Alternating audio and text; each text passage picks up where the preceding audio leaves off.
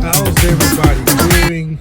I just gotta jump on here and just tell you all that I am excited. I'm excited about the trucking industry. I just don't. I'm blown away. It's amazing the kind of money you can make in this industry as an owner operator. I mean, I would imagine as a company driver, you can do well if that's what you want. If your lifestyle and your living situation can live off of the salary you would make as a company driver, I'm not knocking that at all. We all were once company drivers, but I'm just talking from a owner-operator perspective, particularly with the company that I'm leased on with, which is Landstar. I'm excited about what's going on. It is amazing. I know I haven't been on here in a while. A lot of stuff going on with our companies. My wife and I, my son, took a trip down to Douglas, Georgia to pick up our trailer for our barbecue business. Drove that back to Indiana with about 10 miles to the gallon. No one told me if you pull a car hauling trailer that it would do that much damage to your fuel mileage. That was unbelievable. I was devastated. I don't have any other words.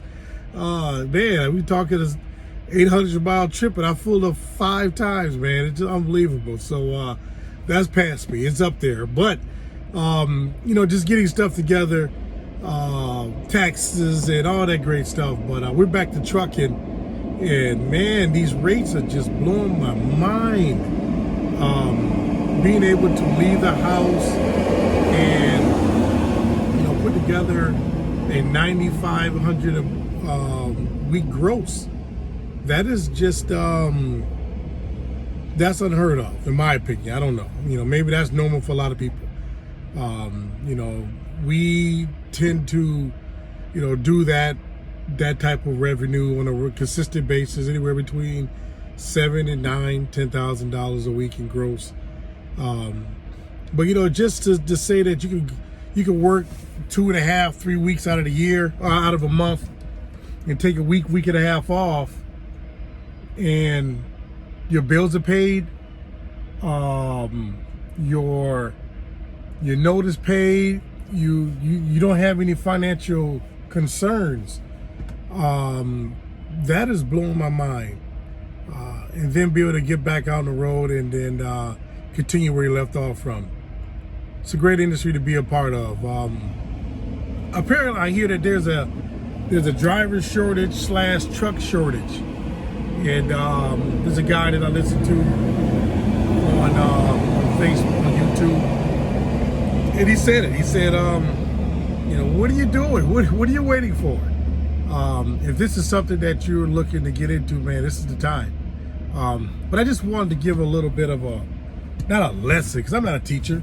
I'm just one who is living this trucking thing and learning as I go, as we all do. If you're not learning, I mean, you need to get out of this industry or anything you're doing. If you're not learning anything, you need to stop doing what you're doing. But one of the things that I know that I do when I'm looking for freight, I'm looking for loads, is I look at mileage as a no-no. I'm looking at revenue. I'm chasing revenue.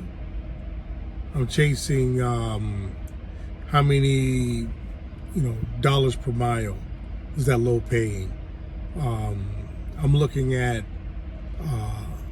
what is that going to net me per day. If I have a load that I see, I'll give an example because I saw one come across. It picks up on, what's today's date? Today is the May want to make sure I give the right date. I don't want to lie. I think today is the 21st, so load picked up May 21st. But the deal on the load was you had to drop the trailer off on the 20th, and they were going to keep the trailer for 24 hours. Okay, you pick the trailer back up loaded on the 21st. You take off, you head to California. The revenue on that load is $6,000. Okay. The catch is the load doesn't deliver to the 28th. Now you say, okay, $6,000. It's from Missouri to Hollywood, California. That is a 1,500 miles. Okay. The mileage per mile, the rate per mile, I don't know what it is off the top of my head, but I gotta imagine it's more than $3 a mile. The problem is that load doesn't deliver until the 28th. Is that a good load? In my opinion, I'm going to say no, because if I get that load and I'm loaded, I'm ready to go on the 21st, Friday morning, it's not going to take me till next Friday to get that load to California. I would say at the latest Tuesday, that load to be there. Be ready to get it off. But now you're stuck with that trailer, that load, you're warehousing. You become a mobile warehouse. You can't deliver until the 28th, which is next Friday, I believe. That's not cost effective. That's not good revenue. Yes, $6,000.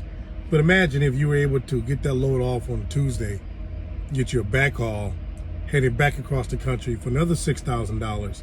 Now that week, you got a revenue of $12,000 in that revenue for that week. Instead, you're stuck with that load and you can't deliver until Friday. And it's just a weekend. You probably won't be able to get a load out of California. Now you're stuck with $6,000 for the week. You got to burn fuel. You got to pay yourself. You got maintenance. You got all those things. And it's just not a good usage of your equipment, because now you're a warehouse. So, I look at those things. So those are different factors that I look at when I'm booking a load. I know how long do I have to hold on to it? How quick can I get it off? How many, what is the rate per mile that this load is giving me? So I had the pleasure of doing taking a load out of the house on Tuesday. I picked it up on Sunday. I didn't have to deliver it until Tuesday. So I actually went back to the house and continued on my way, delivered it. It was 10 stops. Now, cabinets. I know we've all heard about these infamous cabinets loads. It was fun. The people, I gotta say, are nice. I met some really nice folks that work in these smaller towns and work in these warehouses, these lumber yards. Good people. I gotta say, they were good people. 10 loads, 10 stops. And I had to assist the unload. I haven't touched freight in decades. I'll be honest. So I had to pull the load, the boxes or the cabinets from the front of the trailer to the back. Some of these stops had about 128 pieces. One was 94, one was 74. And I had to haul each one of those pieces to the back of the trailer. Now I can use the workout. I can. I'll be honest with you. I can use it. Sitting in the seat ain't the most healthiest thing for a guy like myself. With the lack of neck. As the more miles I run, the bigger my stomach is getting. I deliberately keep my stuff in the refrigerator and not near me so I can't get to it while I'm driving, because I will snack. I'll be honest with you. It's just me. But I worked out, man. I got some sweat in. But the people were nice. I was able to get those 10 loads off, 10 stops rather, off by Wednesday afternoon, around 4 o'clock Wednesday. I was able to get it off. It wasn't due to get it empty until Thursday morning. It allowed me to be a day ahead. It allowed me to get to my next stop, which was fireworks, and allowed me to get that load off. I delivered that this morning, Friday morning. Got it off, and I'm here in Burnside, Kentucky, picking up some Kingsford charcoal. Yeah, me being a pit master, this ain't the kind of load I need to have, because I would love to go home and just put it all in my backyard, charcoal. But no, I'm gonna deliver it. It's tempting. I'm gonna deliver the load. But I'm going down to Louisiana, so by the time I deliver that load, it's a grocery delivers Monday morning at 1 a.m. We will have had about a $9,500 gross week leaving the house on Tuesday. So, you know, it's just what you could do in this business, what you could do at Landstar, you know, just to throw the name out there. It's incredible. Those of us that are in this business, I hope you understand what you got and the opportunities that you have. So I just wanted to give you this short video and just reach out to you guys. I promise I would do better in getting more videos out. But I just wanted to say that, you know, hey man, I'm excited. I hope you all are excited. Those of you that are not in the bus business, that are in the trucking business, I don't know what you're waiting for. So let's go out there. Alrighty, means I can pull around the corner and get ready to get loaded. I've been here for a few hours. But you guys stay great. Keep rolling, and let's do what we do so we can get what we're getting.